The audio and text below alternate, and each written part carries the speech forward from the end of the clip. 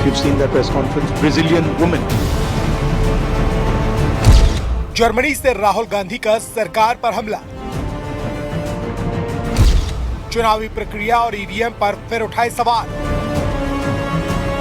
BJP का पलटवार, अराजकता फैलाने का लगाया आरोप। नेता प्रतिपक्ष राहुल गांधी ने एक बार फिर विदेशी धरती से भारत की चुनावी प्रक्रिया और लोकतांत्रिक संस्थाओं पर सवाल खड़े कर दिए हैं।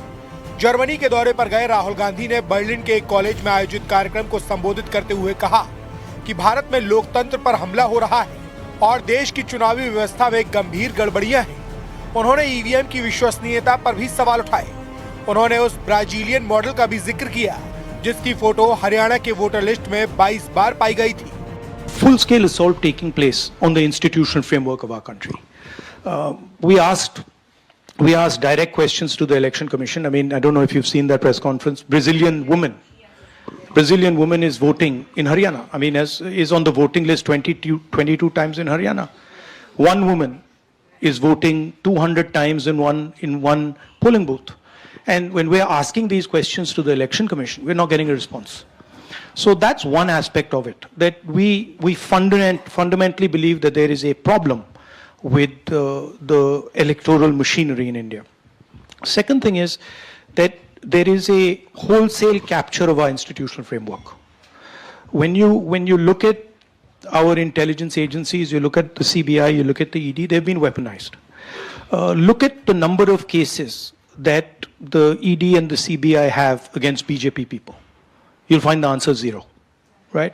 And look at the number of cases they have against people who oppose them, and you'll find that pretty much most of them are political cases. And so there is a weaponization of the institutional framework. अब आपको बताते हैं कि राहुल गांधी ने Berlin में क्या-क्या कहा। राहुल गांधी ने कहा कि भारत में लोकतंत्र पर हमला हो रहा है, देश की चुनावी व्यवस्था में गड़बड़ी है, हमें भरोसा है कि ईवीएम में समस्या है। इस दौरान उन्होंने आरोप लगाया कि हरियाणा के चुनाव में एक ब्राजीलियन मॉडल ने 22 बार वोट किया। हरियाणा में एक महिला ने एक बूथ पर 200 वोट डाले। इसके साथ ही उन्होंने दावा किया कि चुनावी व्यवस्था में समस्या की वजह से कांग्रेस हरियाणा में चुनाव हारी। इस दौरान उन्होंने संवैधानिक ढांचे पर पूरी तरह से बीजेपी का कब्जा होने का आरोप लगाया। खुफिया एजेंसियों, सीबीआई और ईडी का हथियारों की तरह इस्तेमाल करने का आरोप लगाया।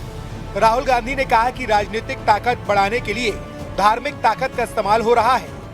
इस दौरान उन्होंने कहा कि इंडी गठबंधन के सभी दलों को आरएसएस से नफरत है।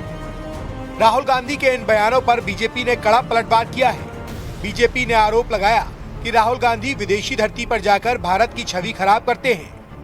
चाइना का करो गुणगान, भारत का लगातार करो अपमान, यही बन चुकी है राहुल गांधी की पहचान। और इस बार तो सोरोस के कई सारे लोगों को मिलने के बाद लगातार ये बात उन्होंने की। तो ये रिश्ता क्या कहलाता है? वही सोरोस जो भारत को डिस्टेबलाइज करना चाहता है, उनके लोगों से मिलकर राहुल गांधी इस प्रकार का दुष्प्रचार भारत के खिलाफ फैलाते हैं। ये रिश्ता क्या कहलाता है? वहीं बीजेपी प्रवक्ता प्रदीप भंडारी ने सोशल मीडिया प्लेटफॉर्म एक्स पर राहुल गांधी पर भारत के खिलाफ माहौल बनाने और अराजकता फैलाने का आरोप लगाया और कहा कि राहुल गांधी की कांग्रेस अपने आइडियोलॉजिकल पैटर्न जॉर्ज सोरोस के साथ इंडियन डेमोक्रेसी में अराजकता अशांति चाहती है। वो भारत की तरक्की नहीं बल्कि भारत में अस्थिरता चाहते हैं। बर्लिन में राहुल गांधी का दिया बयान अब दिल्ली की राजनीति में बड़ा सियासी संग्राम बन चुका है।